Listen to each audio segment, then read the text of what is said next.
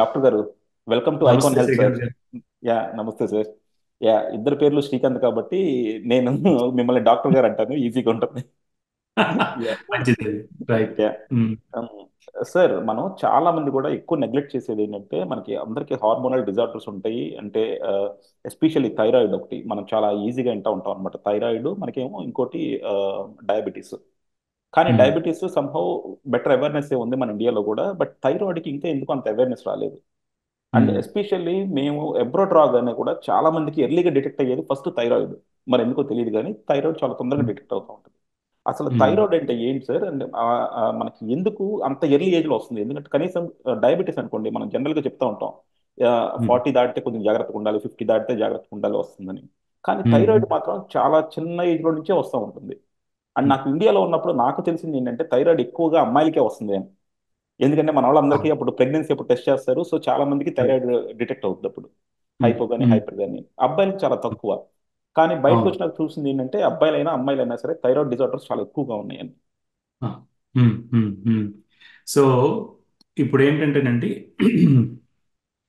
ఈ థైరాయిడ్ అనేది మనకు ఒక అవట్టు గ్రంథి అని ఒక గ్రంథి ఒకటి ఉంటుందండి. ఓకే. ఇది మెయిన్గా థైరాక్సిన్ అనేటువంటి హార్మోన్ని ప్రొడ్యూస్ చేస్తుంది. దీనికోసం ఏం చేస్తుందంటే, మనం తినే ఆహారంలో ఉండేటటువంటి అయోడిన్ అనేటటువంటి మూలకం ఏదైతే ఉందో దానిని ఒక ప్రోటీన్తో కలిపి అది బయటికి రక్తంలోకి పంపిస్తుంది అనమాట.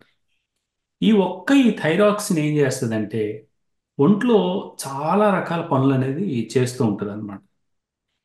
అయితే ఇప్పుడు ఈ థైరాయిడ్ పని తప్పు అవటం రెండు రకాలు: హైపోథైరాయిడిజం, హైపర్ థైరాయిడిజం అని రెండు రకాలు. మెయిన్గా వచ్చేది 90% 95% కేసుల్లో హైపోథైరాయిడిజం, అంటే థైరాయిడ్ సరిగా పని చేయకపోవడం. దీనికి ముఖ్యంగా రెండు కారణాలు ఉన్నాయి. ఒకటి ఏమిటంటే, మనం తినే ఆహారంలో అయోడిన్ లోపం ఉండటం. అది మన కోస్తా ప్రాంతాల్లో, అలాగే ఈ కొండ ప్రాంతాల్లో చాలా ఎక్కువ. ముఖ్యంగా మన తెలుగు రాష్ట్రాలు, ఆల్ ఓవర్ ఇండియాలో కూడా ఉంటుంది ఇది. మన తెలుగు రాష్ట్రాలు ఎక్కువ. దీనితో పాటుగా ఆటో ఇమ్యూనిటీ అంటే ఏమిటంటే, మన ఒంట్లో ఉన్నటువంటి ఈ ఈ రోగ నిరోధక వ్యవస్థ ఏదైతే ఉంటుందో అది కొన్ని ప్రతిరక్షకాలు, యాంటీబాడీస్ని తయారు చేసి మన యొక్క థైరాయిడ్ని డిస్ట్రాయ్ చేస్తుంది అనమాట, నాశనం చేస్తుంది. అప్పుడు థైరాయిడ్ గ్రంథి థైరాక్సిన్ని ప్రొడ్యూస్ చేయలేదు. ఈ రెండు మెయిన్ కారణాల వల్ల. దీనికి ఇప్పుడు నేను చెప్పినట్టుగా ఐరోడిన్ లోపం ఒక కారణం అయితే, జెనెటిక్స్ కూడా ఒక ప్రిడామినెంట్గా ఒక కారణం అనమాట. మన ఇంట్లో వాళ్ళకి తల్లికి అమ్మమ్మకి ఎవరికైనా ఉంటే కనుక కూతుళ్ళకి వచ్చేటటువంటి అవకాశం ఉంది. ముఖ్యంగా అమ్మాయిల్లో వస్తుంది, ఆడవాళ్ళలో. తర్వాత కొంతమందిలో అబ్బాయిల్లో కూడా వస్తుంది. 10-15% అబ్బాయిల్లో కూడాను ఈ హైపోథైరాయిడిజం అనేది ఉంటుంది. ఇకపోతే ఈ డిటెక్షన్ విషయానికి వచ్చేసరికి ఏంటంటేనండి, ఈ థైరాయిడ్ మనకి పని చేయకపోతే దీనివల్ల వచ్చేటటువంటి లక్షణాలు చాలా వేరీడ్గా ఉంటాయి అన్నమాట. దానివల్ల ఏంటంటే దీన్ని డిటెక్ట్ చేయడం చాలా కష్టం. ఇందులో ఏదో యాంగ్జైటీ రావచ్చు, డిప్రెషన్ రావచ్చు, లేకపోతే మెన్సెస్ ప్రాబ్లం రావచ్చు, లేకపోతే ప్రెగ్నెన్సీ రాకపోవడం ఉండొచ్చు, లేకపోతే బరువు పెరగడం, కాన్స్టిపేషన్ రావటం, ఇట్లా చాలా రకాల జుట్టు రాలిపోవడం, ఇలా చాలా రకాలైనవి ఉంటాయి. అందువల్ల ఏంటంటే ఇవి సాధారణంగా ఏమనుకుంటారంటే ఇవేవో మామూలుగా వస్తున్నాయి అని అనుకుంటారు తప్పితే ఇవి థైరాయిడ్ వలన వచ్చినాయి అని చాలా మంది అనుకోరు. అప్పుడు ఏం చేస్తారంటే వీళ్ళు డాక్టర్ దగ్గరికి ఏదో ప్రాబ్లం దగ్గరికి వెళ్తే డాక్టర్ థైరాయిడ్ టెస్ట్ రాస్తే అప్పుడు బయటపడుతుంది అనమాట. అంటే అంటే ఏమిటి అర్థం? థైరాయిడ్ వలన స్పెసిఫిక్గా ఈ లక్షణాలు వస్తుంటే థైరాయిడ్ అని చెప్పడానికి లేదు. ఇదే కాకుండా సబ్ క్లినికల్ థైరాయిడిజం అని అది ఇంకోటి ఉంటుంది. అంటే లక్షణాలు ఏమీ ఉండవు కానీ థైరాయిడ్ ప్రాబ్లం లోపల ఉంటుంది అనమాట. దాని గురించి కొంత కాంట్రవర్సీ ఉంది, ట్రీట్మెంట్ చెయ్యాలా వద్దా అన్నది. సో ఇవి అన్నమాట మెయిన్ కారణాలు. ఏంటంటే మనం తినే తిండిలో అయోడిన్ లోపం ఒకటి, ఆటో ఇమ్యూనిటీ ఒకటి. ఓకే. ఇకపోతే ఈ ఆటో ఇమ్యూనిటీకి వచ్చేసరికి ఏంటంటే, ఆటో ఇమ్యూనిటీకి వైద్యం లేదు. మనం ఏంటంటే ఆటో ఇమ్యూనిటీ వల్ల థైరాయిడ్ నాశనం అయిపోతే ఆ థైరాయిడ్కి సంబంధించిన థైరాక్సిన్ మనం బయట నుంచి తీసుకోవడం మాత్రమే వైద్యం. సో ఈ ఆటో ఇమ్యూనిటీ తగ్గించుకోవడానికి స్టెరాయిడ్లు వంటివి తీసుకోవడం అనేది ప్రమాదకరం, అవి పనిచేయకూడదు. కానీ మనం ఇప్పుడు ఆటో ఇమ్యూనిటీని ఇంకో దాన్ని ఎలా ఎలా డిఫరెన్షియేట్ చేస్తాం సార్ అది? అంటే జనరల్ గా కూడా మనకు అందరికీ ఏంటంటే టీఎస్హెచ్ టెస్ట్ చేస్తారు, అది చూస్తారు. కానీ ఉమ్, అది ఏం చెప్పదు కదా మనకి, అది ఆటో ఇమ్యూనో లేకపోతే వేరే మాల్ ఫంక్షనింగ్ కానీ. అవునండి, కరెక్ట్. ఇప్పుడు ఏంటంటే ఈ థైరాయిడ్ గ్రంథిలో కొన్ని ప్రోటీన్లు ఉంటాయి. ఈ థైరాయిడ్ గ్రంథిలో ఉండేటటువంటి ప్రోటీన్లకి ఎగ్నిస్ట్గా మన బాడీ కొన్ని ప్రతిరక్షకాలు లేదా యాంటీబాడీస్ని తయారు చేస్తుంది. మనం ఎప్పుడైతే ఈ థైరాయిడ్ పరీక్ష T3 T4 free TS free T3 free T4 అలాగే థైరాయిడ్ స్టిమ్యులేటింగ్ హార్మోన్ ఇవన్నీ చెక్ చేసుకున్న తర్వాత థైరాయిడ్ ఉందని తెలిసిందో నెక్స్ట్ మనం ఈ యాంటీబాడీస్కి చెక్ చేస్తాం. ఈ యాంటీబాడీస్ ఒక సర్టన్ లెవెల్ దాటి ఉంటాయి. ఓకే, యాంటీ టీపీఓ అని అంటారు, అలాగే యాంటీ టీ3 అలాగే ఉంటాయి. యాంటీ టీజీ థైరోగ్లోబులిన్కి ఎగ్నెస్ట్గా, అలాగే థైరాయిడ్ పెరాక్సిడేజ్ అనేటటువంటి ఒక ఎంజైమ్కి ఎగ్నెస్ట్గా ఈ యాంటీబాడీస్ ఎక్కువ స్థాయిలో ఉంటే మనం అప్పుడు దీన్ని ఓకే ఇది ఆటో ఇమ్యూన్ థైరాయిడైటిస్ అంటారు, లేదంటే హషిమోటో థైరాయిడైటిస్ అని కూడా అంటారు. ఆన్ ది కాంట్రీ ఆపోజిట్ ఏంటంటే గ్రేవ్స్ డిసీజ్ అని ఇంకోటి ఉంటుంది, అది కూడా ఆటో ఇమ్యూనే. ఇందులో ఏమవుతుందంటే ఈ థైరాయిడ్ పనిచేయడం మానేయకుండా థైరాయిడ్ ఎక్కువ పనిచేస్తుంది అనమాట ఇందులో. దీనివల్ల థైరోటాక్సికోసిస్ అని ఒకటి వస్తుంది, అంటే థైరాక్సిన్ ఎక్కువ అయిపోవడం వలన వచ్చేటటువంటి సిమ్టమ్స్, అది వేరే అండి. సో ఏదైనా ఆటో ఇమ్యూనే. యా, ఇంకోటి సార్, అంటే చాలా మంది మనకి థైరాయిడ్ వల్ల వచ్చే డిఫరెంట్ ఫిజికల్ డిసార్డర్స్ కానీ వీటి గురించి చెప్తా ఉంటారు. అంటే మీరు ఇందాక చెప్పినట్టు హెయిర్ లాస్ అవటం కానీ, బాడీ వెయిట్ గెయిన్ అవటం కానీ, కాన్సన్ట్రేషన్ లేకపోవడం కానీ. కానీ నేను ఒక ఆర్టికల్ చదువుతుంటే సర్ప్రైజింగ్గా మెంటల్ డిజార్డర్స్ ఉన్న పేషెంట్లో, సైకలాజికల్గా ఎఫెక్ట్ అయిన పేషెంట్స్లో టెస్ట్ చేస్తే మెజారిటీకి థైరాయిడ్ డిస్ఫంక్షనింగ్ ఉందని చెప్పారనమాట. అండ్ ఎస్పెషల్లీ అది మళ్ళీ అమ్మాయిల్లో ఎక్కువ ఉందని చెప్పారు. అసలు ఏంటంటే థైరాయిడ్కి మనకి సైకలాజికల్ ఇంబ్యాలెన్స్కి ఏంటి సంబంధం అసలు? యా, ఇప్పుడు ఈ థైరాక్సిన్ అనేది ఇమ్యూన్ రెస్పాన్స్ని చక్కగా ఉంచడానికి చాలా ఉపయోగపడుతుందండి. ఓకే, ఇప్పుడు మన ఒంట్లో ఉండేటటువంటి మన దగ్గరికి వచ్చేటువంటి సైకాట్రిక్ పేషెంట్స్లో మ్యాక్సిమం ఈ యాంగ్జైటీ డిప్రెషన్ ఉన్న వాళ్ళలో థీరీ, అండర్లైన్ థీరీ ఏంటంటే there is a chronic inflammation going on. అంటే చాలా ఏళ్ల పాటు ఒక తక్కువ స్థాయిలో ఇన్ఫ్లమేషన్ అంటే ఏంటంటే కొన్ని రకాలైనటువంటి కెమికల్స్ వచ్చి, అంటే మనం తెలుగులో వాపు అంటాము కానీ అక్కడ వాపు అని కాదు, కానీ అక్కడ రసాయన చర్యలు వేరేగా ఉంటాయి అనమాట. అవి ఏంటంటే జీన్ డిస్ట్రక్షన్కి, నర్వ్ డిస్ట్రక్షన్కి ఇవన్నీ దారి తీసి మనకి యాంగ్జైటీ డిప్రెషన్ని కాజ్ చేస్తూ ఉంటాయి అనమాట. వాళ్ళలో మనం ఎవరైతే ట్రీట్మెంట్కి లొంగర కొన్నిసార్లు, అంటే మామూలు సైకోథెరపీకి లేకపోతే మందులకి లొంగర, వాళ్ళు మనకు అనుమానం వచ్చి మనం ఒకసారి థైరాక్సిన్ చెక్ చేస్తే వాళ్ళ థైరాక్సిన్ లోగా ఉన్నట్టు తెలుస్తుంది.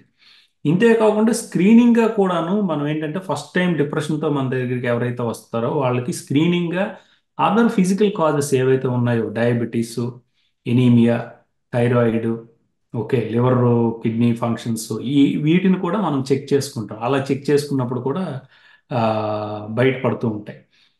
ఇంతే కాకుండా కొంతమందిలో ఏంటంటే ఈ థైరాక్సిన్ లెవెల్స్ బాగా తగ్గిపోయినప్పుడు మిక్సిడీమా అనేటటువంటి ప్రాబ్లం వస్తుంది. ఇందులో ఒళ్ళంతా పొంగులు వచ్చేయటం, వాపు వచ్చేయటం, బాగా నిస్సత్వం అయిపోవటం, దీంతో పాటు బాగా దిగులు అది కూడా వచ్చేస్తుంది అనమాట. అలాగే కొంతమందికి ఇది బాగా తీవ్రం అయిపోయి సైకోసిస్లో కూడా వెళ్ళిపోతుంటారు. సో అప్పుడు కూడాను అది ఆ, ఈ థైరాక్సిన్ రిప్లేస్మెంట్ ఇచ్చిన వెంటనే మనకి డిప్రెషన్ కానీ సైకోసిస్ కానీ చాలా త్వరగా తగ్గిపోవడం అనేది మనం చూస్తాం అనమాట.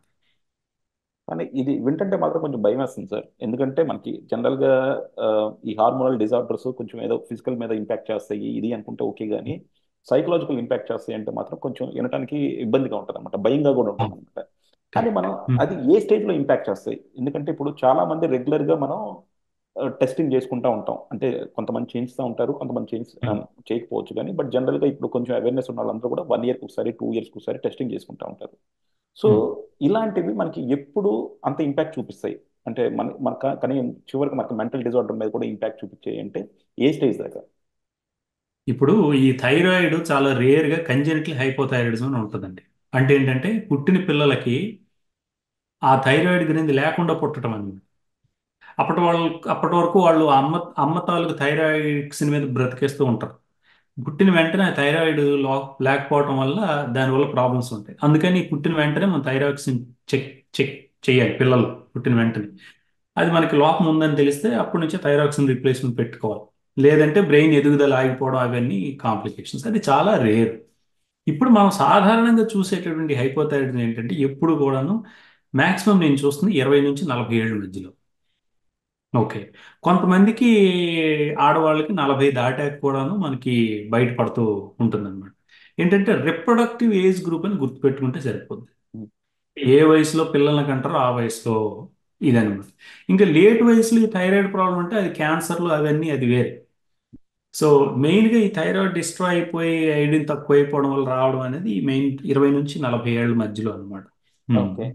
అంటే మనకి దీనికి ఏదన్నా మన టీఎస్హెచ్ లెవెల్స్‌కి కోరిలేషన్ ఉందా? అంటే for example maybe TSH level 5 దాకా ఉంటే ఓకే. కాకపోతే 20 దాకా ఉండకూడదు, 40 దాకా ఉండకూడదు. అలా ఏదైనా కోరిలేషన్ ఉందా? ఉందండి. టీఎస్హెచ్ నార్మల్ లెవెల్స్ ఉంటాయి, 5 నుంచి 12 వరకు ఉంటుంది. హుహు. దానికి యూనిట్స్ నాకు సరిగ్గా గుర్తులేవు. 12 దాటితే థైరాక్సిన్ సరిగ్గా పనిచేయట్లేదు అని అర్థం. ఇందులో ఓకే. రెండు రకాలు ఉంటాయి మనకు ఉండేటి. ఇప్పుడు T4 T3 అని రెండు ఉంటాయి. ఈ T4 T3గా మారి T3 పనిచేస్తుంది. అయితే మళ్ళీ ఇందులో T4 లో ఫ్రీ T4 అని ఒకటి ఉంటుంది. అలాగే ప్రోటీన్ కి బౌండ్ అయిపోయినటువంటి T4 అనేది ఒకటి ఉంటుంది. అంటే టిష్యూల వరకు వెళ్ళటానికి అది ప్రోటీన్ బౌండెడ్గా ఉంటుంది. సో అవన్నీ ఎస్టిమేట్ చేస్తూ ఉంటారు. వాటిలో చాలా ఇంట్రికసీస్ ఉన్నాయి. యాక్చువల్గా ఏంటంటే టీఎస్హెచ్ పెరిగి ఆ T3 T4 నార్మల్గా ఉంటే సబ్ క్లినికల్ హైపోథైరాయిడిజం అంటారు. ఆ, లే- లేదా కైండ్ ఆఫ్ దానికి ఏదో పేరుంది మర్చిపోయాను. ఇప్పుడు టీఎస్హెచ్ పెరిగి ఈ T3 T4 తక్కువ ఉన్నాయి అనుకోండి, అది డెఫినెట్గా హైపోథైరాయిడిజం అనమాట. సో దానికి మనం ట్రీట్మెంట్ అనేది తీసుకోవాలి. ట్రీట్మెంట్ చాలా సింపుల్. థైరాక్సిన్ ఒక్కటి తీసుకుంటే సరిపోద్ది, ఇంకేం అవసరం లేదు. నేను మొన్న మీద ఒక ట్విట్టర్‌లో వీడియో చూసాను అనమాట. హ్మ్. మీరు పొద్దున పూట ఇదొక్కటి వేసుకుంటే మీకు అన్ని అంటే థైరాయిడిజం అసలు మీకు ఏం ఉండదు అన్నట్టు మీరు చెప్పారనమాట. నేను ఇంట్రెస్టింగ్ గా ఆ. ఏంటి అని చెప్పి చూశాను. చూస్తే మీరు హ్మ్. కూడా ఎల్ థైరాక్సిన్ ఒకటి వేసుకోమని చెప్పి చెప్పారనమాట. ఏం సార్ అంటే నిజంగా థైరాయిడ్ ఇప్పుడు ఫర్ ఎగ్జాంపుల్ డయాబెటీస్ అనుకుందాం. డయాబెటీస్ మనం రెగ్యులర్ గా ఇన్సులిన్ తీసుకుంటున్నా సరే ఎట్ వన్ సర్టెన్ స్టేజ్ కి మనకు రెసిస్టెన్స్ అయిపోతుంది. అంటే అంత ఆ. ఇంపాక్ట్ ఉండదు. మరి కరెక్ట్. థైరాయిడిజం ఇప్పుడు ఫర్ ఎగ్జాంపుల్ చాలా మంది ఇంక్లూడింగ్ నాకు తెలిసిన వాళ్ళు కూడా ఆల్మోస్ట్ లైక్ 25 ఇయర్స్ నుంచి తీసుకుంటా ఉన్నారనమాట.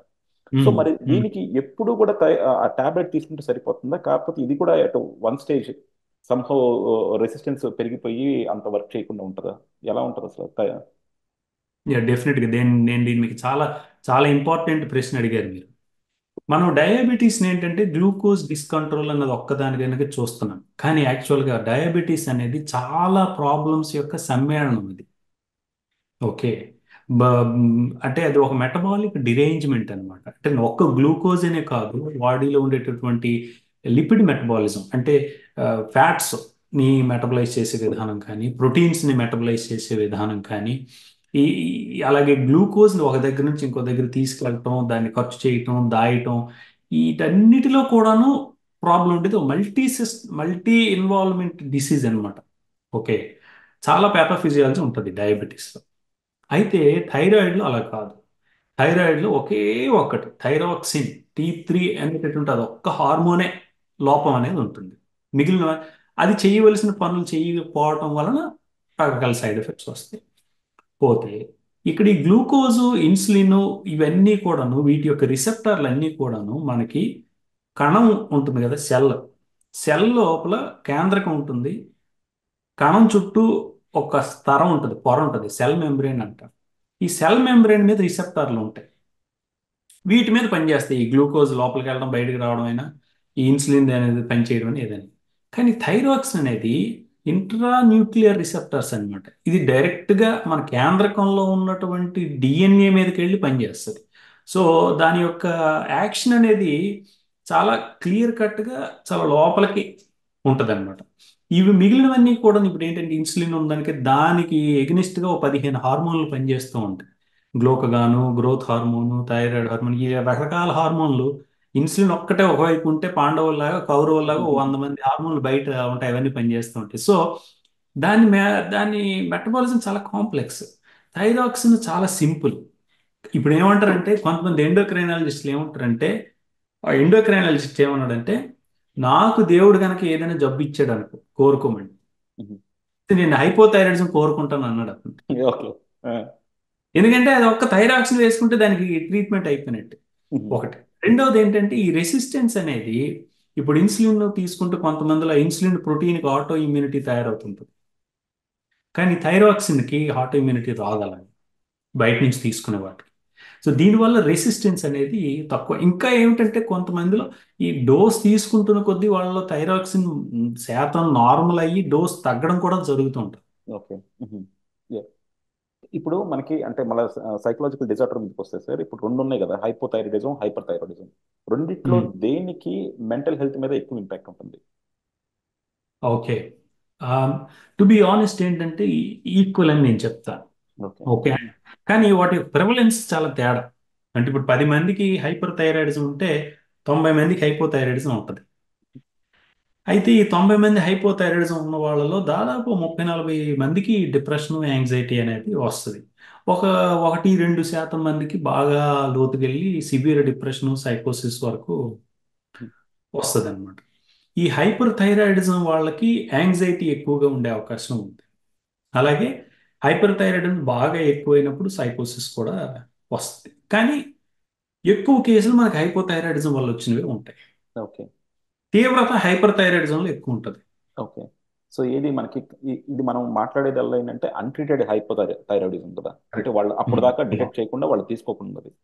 కాకపోతే ఇది ఒక ఇంట్రెస్టింగ్ ఫ్యాక్ట్ కదండి. మనకి జనరల్గా కూడా మనం డాక్టర్ దగ్గరికి ఎప్పుడు కూడా రెగ్యులర్ ఫిజిషియన్ దగ్గరికి వెళ్తాం. సైకాలజీ సైకాలజీ డాక్టర్ దగ్గరికి మనం చాలా తక్కువ వెళ్తా ఉంటాం. సో అవును. డిప్రెషన్, యాంగ్జైటీ అనేది కూడా సంభవం మన సొసైటీలో దాన్ని ఒక డిజార్డర్గా కూడా గుర్తించాం మనం. సో అవును. ఏదో మనకి ఇప్పుడున్న ఇష్యూస్ వల్ల వాటి వల్ల వచ్చింది అనుకుంటాం. సో అసలు ఉమ్. మరి దీని మీద అసలు ఎంత అవేర్నెస్ ఉంది? అండ్ అలాగే మనకి అంటే మీకు ఫిజిషియన్ మీకు రిఫర్ చేయడమే ఉంటుందా ఎక్కువ శాతం, లేకపోతే మీరు ఐడెంటిఫై చేసి ఫిజిషియన్ ప్రిఫర్ చేసే ఉంటాయా కేసెస్? ఇది చాలా మంచి ప్రశ్న. ఆల్టర్నేటివ్ ఎక్కువ అండి. మేమే ఐడెంటిఫై చేసి ఎండోక్రైనాలజిస్ట్ దగ్గరికి ఎక్కువ పంపిస్తుంటాం. ఓకే. ఎండోక్రైనాలజిస్టులు ఆల్రెడీ థైరాయిడ్ ప్రాబ్లం ఉన్న వాళ్ళని మా దగ్గరికి పంపించడం చాలా తక్కువ. ఇంకా ఆల్మోస్ట్ చెప్పుకోవాలంటే మాక్సిమం నేను విశాఖపట్నంలో ప్రాక్టీస్ చేసేటప్పుడు అంటే ఒక సంవత్సరం వ్యవధిలో 5-6 కేసులు నేను ఎండోక్రైనాలజిస్ట్ పంపిస్తాను. నా దగ్గరికి ఒకటి పంపించారు ఆయన. Yeah. కానీ ఇది మన జనాల్లో కూడా అవేర్నెస్ ఎలా వస్తుంది సార్? అంటే జనరల్గా ఇప్పుడు ఫర్ ఎగ్జాంపుల్ ఇండియాలో అనుకోండి, అంటే నేను కానీ మా పేరెంట్స్ కానీ నాకు తెలిసిన వాళ్ళు ఎవరు కూడా ఒక సైకాలజిస్ట్ దగ్గరికి వెళ్ళాలి అనుకున్నది అసలు అనుకోరు అనమాట. ఆ ఉమ్. థాట్ కూడా మనకు రాదు. మరి ఈ డిప్రెషన్, యాంగ్జైటీ కూడా నాకు తెలిసి చాలా మందికి ఏం ట్రీట్ చేసుకుంటారంటే మనకి ఈ లో బీపీ టాబ్లెట్స్ ఏంటో చూసారా? సో అవి వేసేసుకొని కొంచెం రిలాక్స్ అయిపోదాం అనుకుంటుంటారు అనమాట. కరెక్ట్. సో మరి వాళ్ళలో అసలు ఎలా తెలుస్తుంది ఇది? ఇప్పుడంటే మనం we're going off the topic యాక్చువల్గా. ఓకే. సో బేసిక్లీ ఇప్పుడు ఏంటంటే ఈ డిప్రెషన్, యాంగ్జైటీ అనేవి మనం మామూలుగా ప్లస్ మైనస్ లాగా కాకుండా ఒక స్పెక్ట్రమ్ ఉంటుంది. అంటే normal level of anxiety, normal level of fear, normal level of sadness ఒకవైపు ఉంటే, తీవ్రతరమైనటువంటి యాంగ్జైటీ, తీవ్రతరమైనటువంటి డిప్రెషన్ అంటే సూసైడాలిటీ టెండెన్సీ ఉన్న డిప్రెషను, తర్వాత సైకాటిక్ సిమ్టమ్స్ ఉన్నటువంటి డిప్రెషన్ ఒకవైపు ఉంటుంది. ఈ మధ్యలో ఇక్కడ దగ్గరలో ఈ నార్మల్ పాపులేషన్ సఫర్ అయ్యేటటువంటి డిప్రెషన్, యాంగ్జైటీ ఉంటుంది అనమాట. వీళ్ళు ఏంటంటే వీళ్ళు కొంత టైము, డబ్బు ఇన్వెస్ట్ చేసి ట్రీట్మెంట్ తీసుకుంటే వాళ్ళ జీవితాలు ఎంతో మెరుగుపడతాయి. కానీ ఇప్పటికి ఇది నడుస్తుందిలే అన్న విషయంలో వెళ్ళిపోతూ ఉంటారు. వీళ్ళకి ఏంటంటే మ్యాక్సిమం వర్కింగ్ పొటెన్షియల్ ఉండదు. అంటే వాళ్ళు గట్టిగా ఒక పని చేసి ఒక ప్రాజెక్ట్ని ఫినిష్ చేయాలనుకో, నెల రోజులు వాళ్ళకు 2-3 నెలలు పట్టేస్తుంది. ఓకే. పైగా ఒక దాంట్లో బాగా ఎనర్జీ పెడితే ఇంకో దాంట్లో పెట్టలేరు. అంటే ఫర్ ఎగ్జాంపుల్ ఆఫీసులో బాగా కష్టపడి వచ్చారు అనుకోండి, ఇంటి దగ్గర ఇంకా స్తబ్దుగా అయిపోతారంట. ఇంకా వాళ్ళ పిల్లలతో గడపలేకపోవడం కానీ, లేకపోతే ఫ్యామిలీతో గడపలేకపోవడం కానీ, ఏదో ఒక డిస్ఫంక్షన్ ఉంటుంది అనమాట. నిద్రలేమి, అలాగే ఒక ఏకాగ్రత సరిగా కుదరకపోవటం, అలాగే సెక్షువల్ లైఫ్ కూడా దెబ్బతింటాం. అంటే కలవాలని కోరిక తక్కువ ఉండటం, లేదా కలవాలనుకున్నా కూడా ఈ అంగస్తంభనలు సరిగా ఉండకపోవటం, లేకపోతే భావప్రాప్తికి చేరలేకపోవటం, ఈ అలాగే ఈ మనుషులు కూడా బాగా స్లో అయిపోవటం, వాళ్ళ మీద వాళ్ళు కేర్ తీసుకోకపోవడం. అంటే ఇప్పుడు పర్సనల్ గ్రూమింగ్ ఉంటుంది. గడ్డం గీసుకోవడం, తలదూకోవడం, చక్కగా జడ వేసుకోవడం, రంగులు పెట్టుకోవడం, మేకప్ వేసుకోవడం, ఇవేం ఉండదు. బట్టలు ఇస్త్రీ చేసుకోవడం, అవి కూడా తగ్గిపోతూ ఉంటుంది. అలాగే స్నేహాలు కూడా తగ్గిపోతూ ఉండటం. అంటే ఏం కలుస్తాంలే ఇతరుల్ని, లేకపోతే కలిస్తే వాళ్ళు ఏమనుకుంటారు, లేకపోతే కలవటానికి మనసు ఉండకపోవటం. ఇంకా ఇదే కాకుండా వాళ్ళు చేసేటటువంటి హాబీస్ ఏవైతే ఉంటాయో అవి వదిలేస్తూ ఉంటారు. ఈ ఏంటంటే ఇప్పుడు ఇప్పుడు రకరకాల హాబీస్ ఒక్కొక్కరికి ఒక్కొక్కటి ఉంటుంది. మూవీస్ అనో, లేకపోతే ఏదైనా ఆడటం అనో, ఇంకేదైనా అట్లాంటివి వదిలేస్తూ ఉంటారు. ఇవి సాధారణంగా మన సొసైటీలో చూసేటట్టు. ఇది ఇంకొంచెం ఎక్కువకి వెళ్తే ఏంటంటే వీళ్ళు ఉద్యోగాలు చేయలేకపోవటం, ఇంట్లోనే ఉండిపోవడం, మంచం మీద నుంచి లేవలేకపోవడం, నిద్ర సరిగా పట్టకపోవడం, బరువు తగ్గిపోవటం, ఏడుపు ఎక్కువగా వస్తుండటం, దుఃఖం ఎక్కువగా వస్తుండటం, చనిపోవాలనే ఆలోచనలు వస్తుండటం, అలాగే ఈ నెగిటివ్ ఆలోచనలు ఎక్కువ రావటం. నేను ఎందుకు పనికిరాను, నా వల్ల ఉపయోగం లేదు, నేను కుటుంబానికి భారం అయ్యాను, నేను ఇంకేమి సాధించలేను, నా జీవితం ఇంతేని, నాకు భవిష్యత్తులో ఏం కనిపించడం లేదు, ఇటువంటి నెగిటివ్ థాట్ ఆఫ్ ఆలోచనలు కూడా వస్తూ ఉంటాయి. వీటిలో ఏవి ఉన్నా కూడాను ఇట్స్ వెరీ వెరీ ఇంపార్టెంట్. మీరు ఎవరిని కలుస్తారో అనవసరం, సైకాలజిస్ట్నో లేకపోతే సైకియాట్రిస్ట్ని, ఈవెన్ జనరల్ ఫిజిషియన్ కలిసినా కూడాను, అంటే ఒక మాస్టర్ ఎక్స్పీరియన్స్ ఉన్న జనరల్ ఫిజిషియన్లు చాలా మంది ఈ డిప్రెషన్ యాంగ్జైటీని ఐడెంటిఫై చేయగలరు. వాళ్ళు చేసి ఎయిదర్ మందుల ద్వారా కానీ లేకపోతే కౌన్సిలింగ్ ద్వారా కానీ దానికి ట్రీట్మెంట్ అనేది ఉంది డెఫినెట్గా. బట్ అన్ఫార్చునేట్ థింగ్ ఏంటంటే ఒకప్పుడు ఏంటంటే డాక్టర్ దగ్గర పేషెంట్ కొద్ది టైం స్పెండ్ చేసేవాళ్ళు. సో వాళ్ళకి కొద్ది టైం ఉండేది అనమాట ఎక్స్ప్లెయిన్ చేయడానికి. అండ్ డాక్టర్ కూడా you should use to give some time to understand the patient. నాకు తెలుసు మా తాతగారు ఒక్కొక్క పేషెంట్ దగ్గర almost like half an hour పైన మాట్లాడుతూ ఉండేవాళ్ళు, ఇన్ జనరల్ టాపిక్స్ మాట్లాడుతూ ఉండేవాళ్ళు. కానీ అవును. ఇప్పుడు మనం డాక్టర్ దగ్గర 2 minutes కూర్చుంటమే గగనం అయిపోతుంది.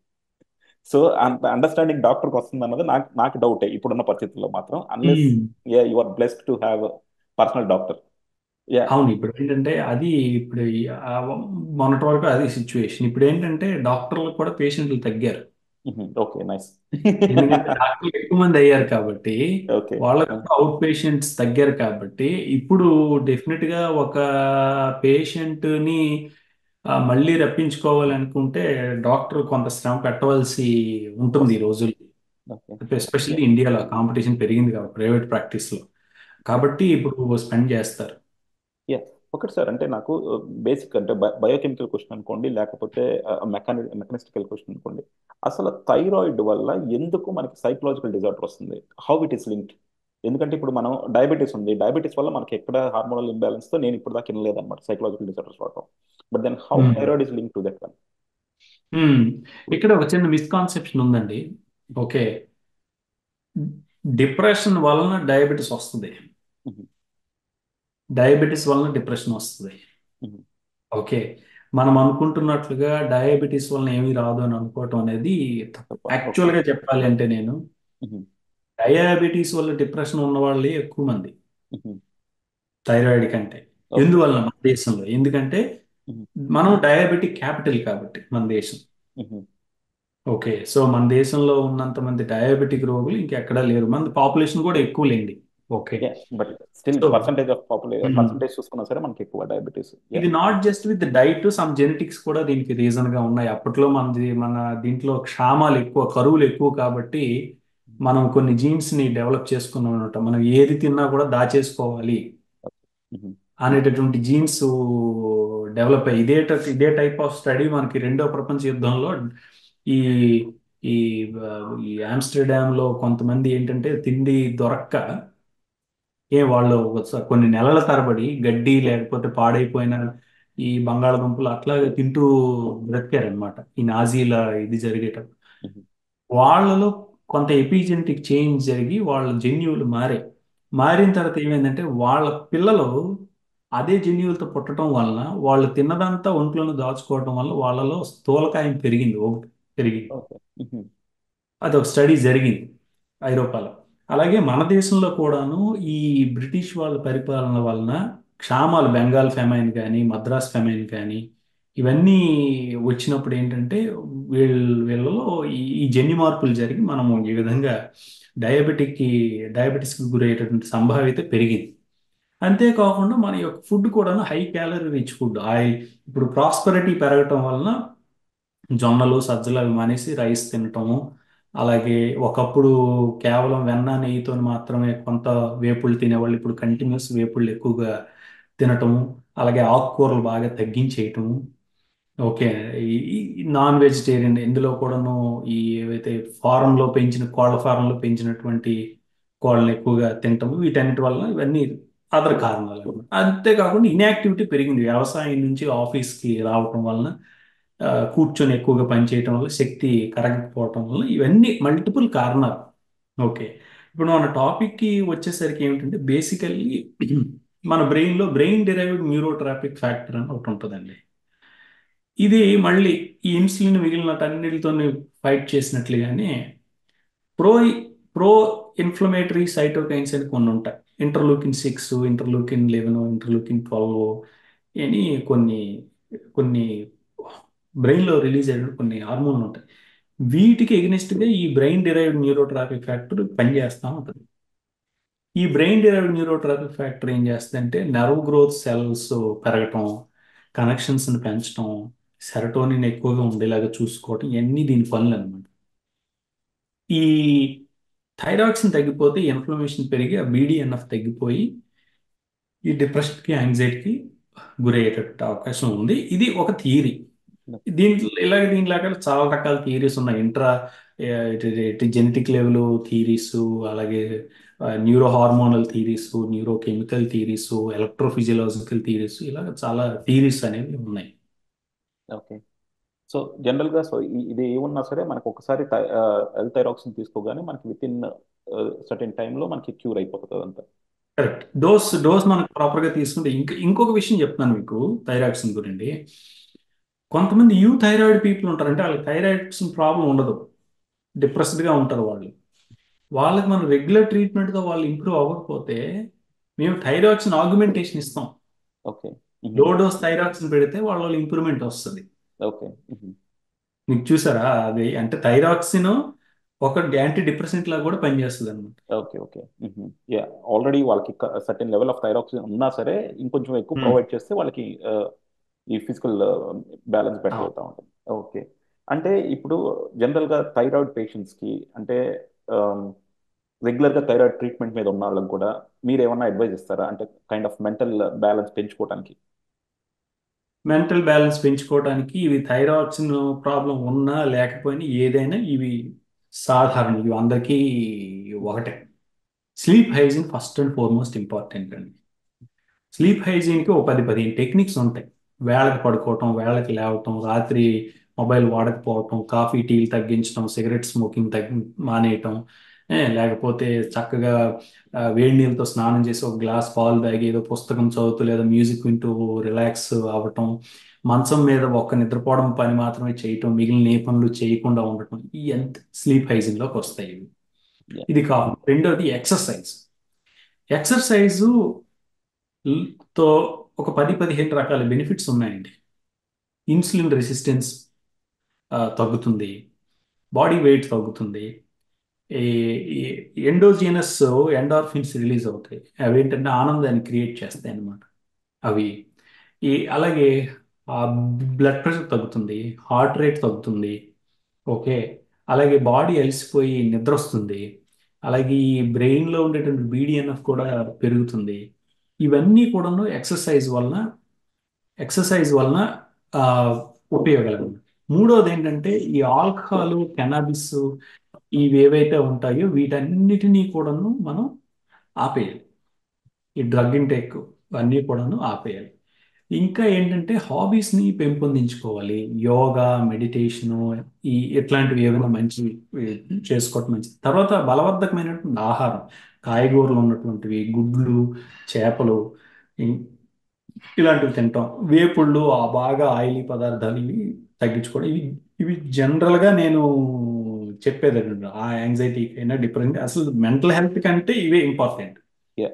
ఇవి కాకుండా థైరాక్సిన్ ప్రాబ్లం ఉన్న వాళ్ళకి ఏంటంటే వాళ్ళు ఖచ్చితంగా ప్రతి 3-6 నెలలకి థైరాక్సిన్ చెక్ చేయించుకోవాలి. ప్రతిరోజు పొద్దున్నే పరగడుపునే ఈ థైరాక్సిన్ టాబ్లెట్ వేసుకోవాలి. వేసుకున్న ఒక గంట వరకు ఏమీ తినకూడదు, తాగకూడదు. తర్వాత బ్రాండ్ ఒకటే మెయింటైన్ చేయటం మంచిది.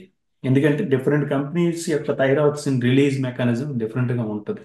సో బ్రాండ్ ఒకటే మెయింటైన్ చేసుకోవటం మంచిది.